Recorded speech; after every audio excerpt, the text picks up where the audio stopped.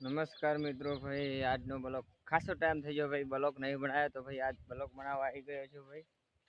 ઠીક है भाई આ પૂરું ડેલું છે ભાઈ ડેલા અંદર ચલો બધું આપણે ફરતા ફરતા દશામાના દર્શન કરીએ ભાઈ જો આ પૂરો જો ભાઈ ઉપર આ દહીં કલર જેવું થયેલું છે બરાબર પૂરું ભાઈ છે ભાઈ બગીચા ટાઈપ છે